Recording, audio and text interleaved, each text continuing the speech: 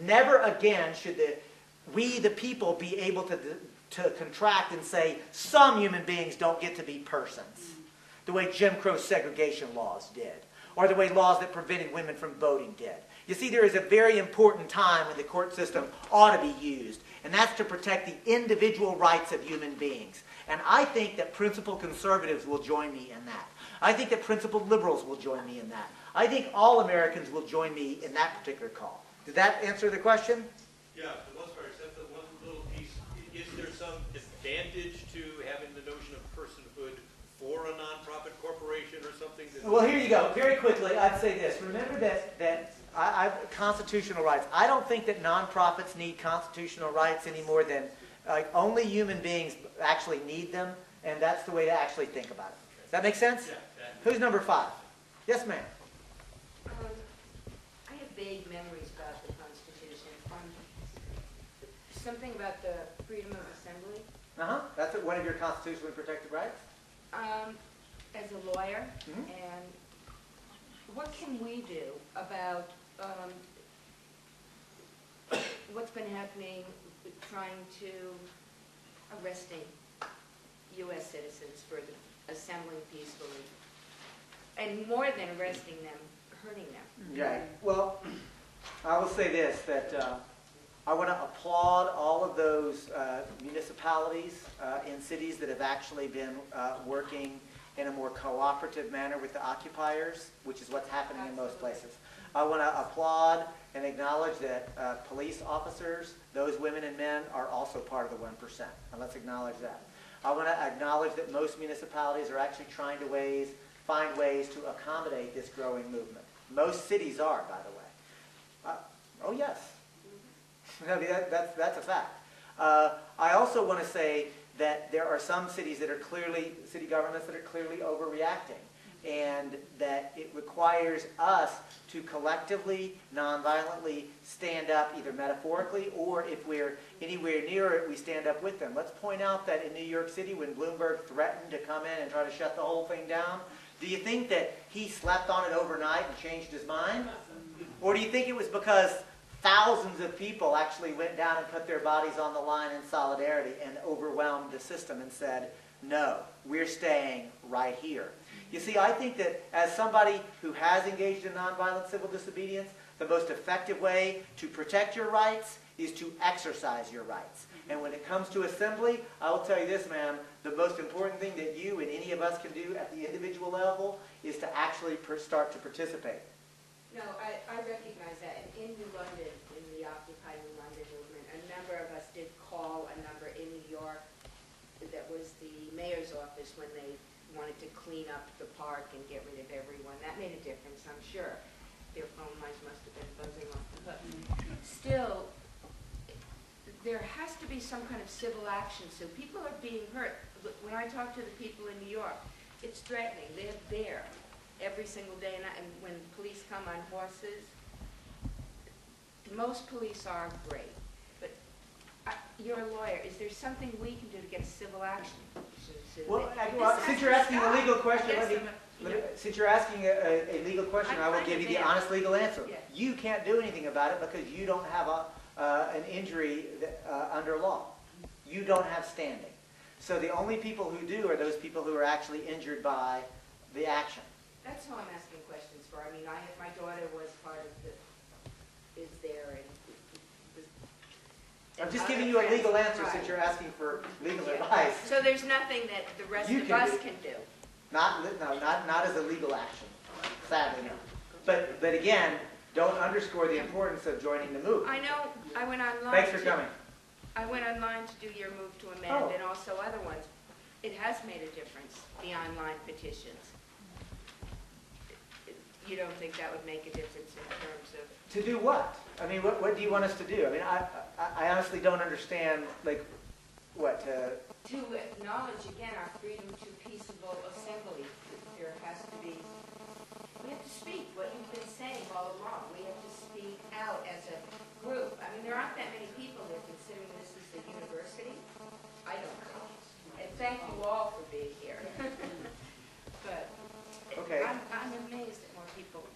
Well, I guess I would just say it this way, like, I'm an organizer, and first and foremost, I always talk to whoever shows up. You know, and movements grow because, like, I guess here's something, most of the people are still here. Here's an honest question. How many of you have Facebook accounts? Look at all these hands. Now, I want to put your hands down, and this is another honest question.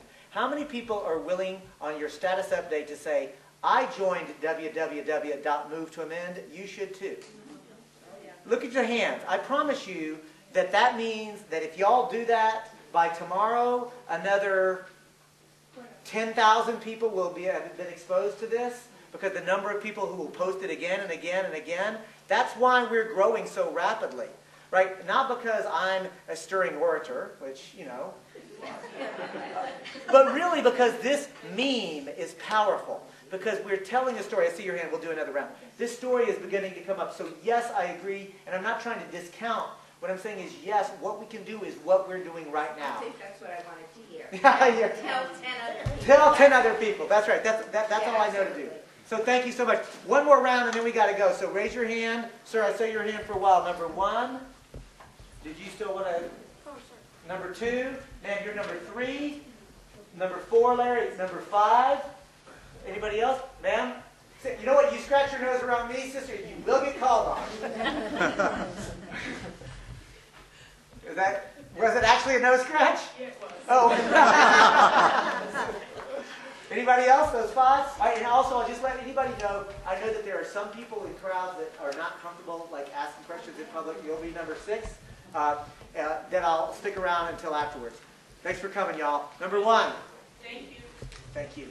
Yeah, Yes. it seems like, I mean, the movement that you're describing is to work legislatively. Is anybody working through the judicial process to bring cases that may reverse or amend the decision? Yes.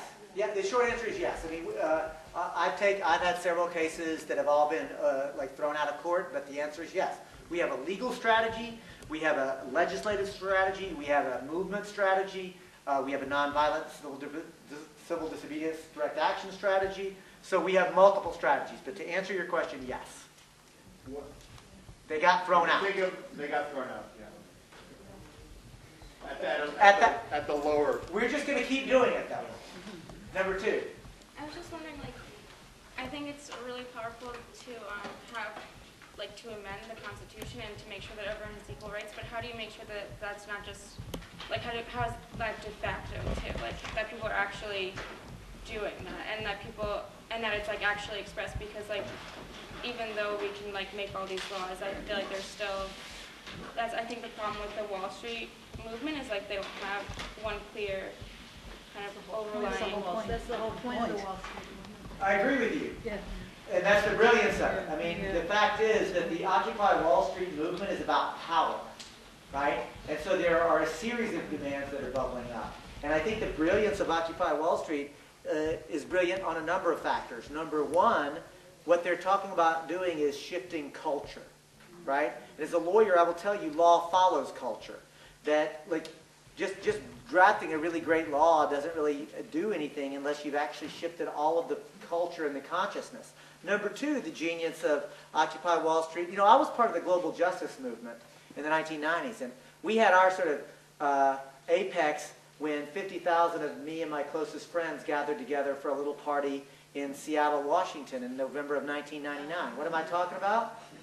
The WTO protests. See, what we were doing then was gathering together wherever the ruling elites gathered to make rules, and we came together, we descended on them, we had some dope puppets. I mean, you know, like we did all kinds of stuff, but then, because we were following them, when they left, what did we do?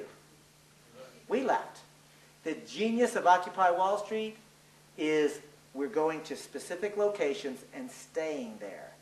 And the genius of the occupation movement targeting one place first, which was Wall Street, the home of corporate capitalism, the place where most of these problems are actually being sort of designed or at least manifested. So I'll tell you this, I think that the genius of Occupy Wall Street is rooting in one place against corporate capitalism, but it's also committed to nonviolence. I love this idea. And the end of the day, I think that like making political demands includes elections, it includes nonviolent civil disobedience, it involves ordinary conversations with other people. I mean, ultimately, we've got to start shifting the culture in this country and shifting the story. Because, you know, it's worth pointing out that the story used to be, you know, how is the economy, or how is the stock market, as if that was some kind of indication for how ordinary Americans were actually doing economically. And thanks to the Occupy Wall Street movement, the story is shifting already to economic inequality and how that causes ordinary folks to suffer. That's a tremendous story shift. Did I answer your question, or if you want to ask it a different way? Maybe, yeah. I just like feel like it's really good to say that you want things to change and that the culture should change. But I think, like, especially with how like Congress is now, where a lot of people, like the Tea Partiers, basically don't really want those kind of things that we would want to change. How do you like really enact change? Oh, that's simple. You elect people who want change. Mm-hmm. So do you not think that, like, for example, the current administration wants change? I do not. No, really don't. And anybody who does, I will challenge you to show me a proposed bit of legislation out of this administration that reflects change. And I will say this about Barack Obama. First of all, as a white man, the fact that a black person got elected president is enormous, and I want to applaud that. That is fantastic. I worked on Jesse Jackson's campaigns in '84 and '88, and after that experience, I never thought that I would live to see a person of color elected president. So I just want to say that the election of Barack Obama was tremendous, and it was a tremendous opportunity, and an opportunity that was squandered. I also would think it's important to say that Barack Obama got elected, he won the Democratic Party's nomination through progressive shoe leather and money and effort and energy, and he won the general election by using the rhetoric of progressive change. Hope, change we can believe in, it galvanized the country. And then that administration immediately began to give us more of the same, and basically brought back the Bush administration cabinet, basically continued to do the same things that the prior administration had done. So since you asked me the question, absolutely not. I don't think that the Barack Obama administration is actually championing change, and I think I can prove it to you by all of the policy legislation that he has proposed in the last 4 years. Sad but true. I told you that we needed to tell the truth. That's how I see it. Others may disagree with me, and I will respect that. Number 3. Yes, ma'am. I didn't sign the petition, and the reason is that whenever someone talks about constitutional change, I'm assuming that that means that you have to have a constitutional convention. And precisely because of the abuses that you've mentioned about money being speech and all the rest of it, that it would be impossible to control the agenda of a constitutional convention, and that the Bill of Rights could as easily be repealed Thanks for as coming. this is to be passed. Tell me what I'm missing, and then I have another question. Well, what you're missing is, first of all, that a constitutional convention is not the only way to amend the Constitution. You can also do it point by point that would start out of Congress and go to the states. So that's number 1. Number 2, if you think that this framework is difficult, you have to then tell me how else to amend it, like how else to change it if we're not going to actually have some movement that will actually do it. So, go ahead. Okay. Well, and that's the second question. I'm not sure that a rights-based analysis is going to take us deep enough. And I think you did a wonderful job outlining the change from sovereignty based on divine right of kings to a concept of a democracy where that's replaced by we the people. But I'm not sure, given the level of practical corruption that was embedded in the original Constitution. You got to tell me where the rights idea comes from. Maybe I'd understand it better. But I'm withdrawing cooperation from the principalities and powers seems to me to be the only way to do that non-violently, and to try to create local forums to address the very real needs of people that you so rightly lifted up. Okay. I mean, I participate in those things too. I think my experience has been that just creating forums does not allow enough people to access the movement. And ultimately, the Constitution is the supreme law of the land, and you have to have some strategy for how you actually create a new law of the land. And I don't know what that looks like, other than trying to use the framework that I've just described. It's sort of like the idea of what if you gave a war and nobody came? I wanted a bumper sticker that said, corporations are legal fictions created for a public purpose. If you withdrew, figured out how to withdraw cooperation from that, how to seriously create alternative forms of energy over against ExxonMobil, had the kind of discussion that you are having about the sources of resources and wealth and all the rest of it on a local level, then you'd begin to create a foundation that could do something differently. Well, I don't think that, it doesn't seem to me that the various rights movements have done anything except occupy very narrow economic space that the system has thereby co-opted.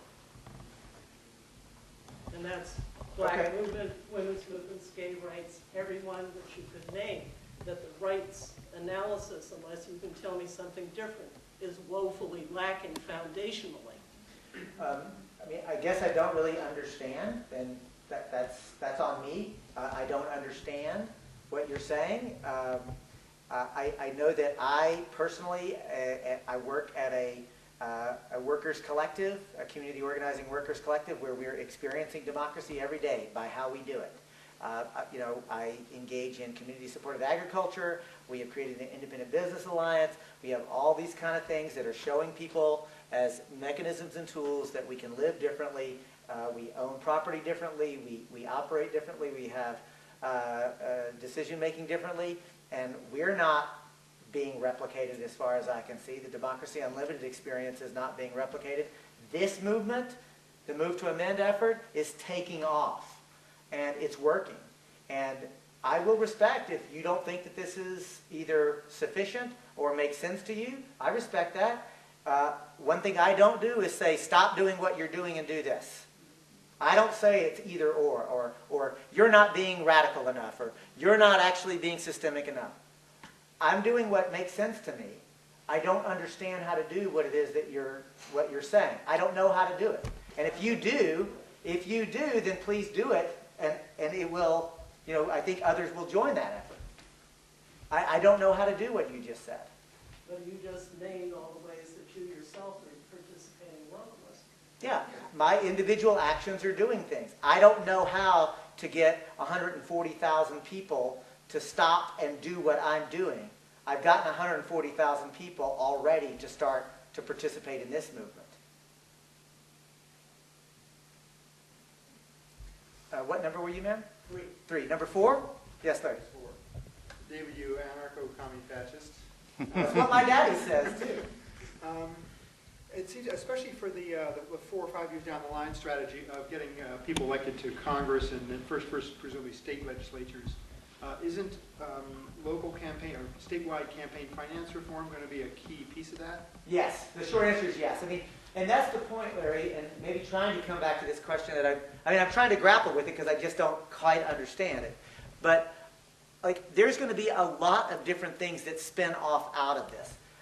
When, and I won't say if, when New London goes through a process of putting a referendum on the ballot that says we call to amend the U.S. Constitution to abolish corporate constitutional rights and establish that money is not speech, when you do that, you spin off at least another half a dozen really deep political conversations and opportunities to start talking about, well, how should elections be funded at all? What is public and why?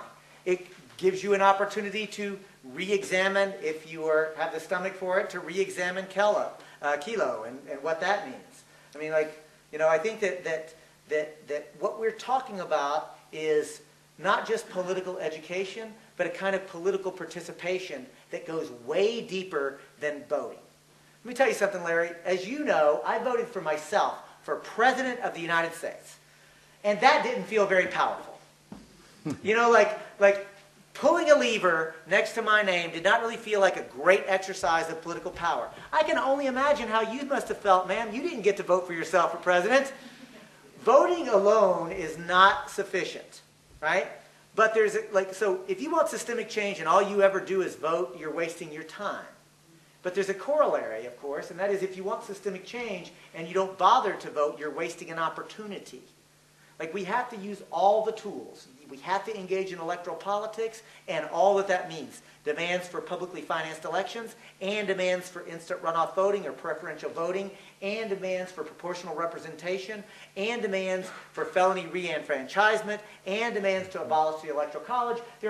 I can name 10 different systemic changes to elections that would really make the United States of America a more democratic electoral field. And elections alone are not enough because the legal system is not subject to it. So we actually have to create alternatives. But creating alternative economic structures are not enough because the dominant institutions are already controlling all of them. And I don't think that just creating niches is actually the way to do it. We need to shift the entire culture around it. So yes to elections, yes to alternatives, and yes to nonviolent civil disobedience, and yes to being willing to be disruptive to the system in any number of ways. So yes is the short answer to your question on public financing. Number 5. Yes, sir. This isn't my first rodeo either, as you say in Texas. I ran for Congress twice with the Green Party and voted for myself twice as well, not in the same election. But question 3 really blends into mine. Having made this part of my platform as a Green Party candidate twice, the counter-arguments are, well, if you open up the Constitution, then all the special interests want their piece of the action. And I think that it's important to delineate that that doesn't have to happen, that you can just piecemeal address the corporate individual issue. And you really have to be front and center with that for people to buy into it. Okay. There wasn't a question there. What I heard was a thoughtful comment. How are you going to handle that, I guess is my question. Well, I thought I already did by saying that one way to amend the Constitution is to do it the traditional way, have Congress introduce a proposed amendment. It passes by 2/3, then it goes to the states for 3/4 of the states to ratify it. That's the process. Perhaps, but I'll tell you this, when you say that will never happen, there are plenty of people who would have told you that the 19th Amendment guaranteeing women the right to vote would never happen. And actually, honestly, if you were a betting person, you would have been smart to bet against the success of the 19th Amendment. I mean, if you were a betting person, you would have been smart to bet against the abolitionists.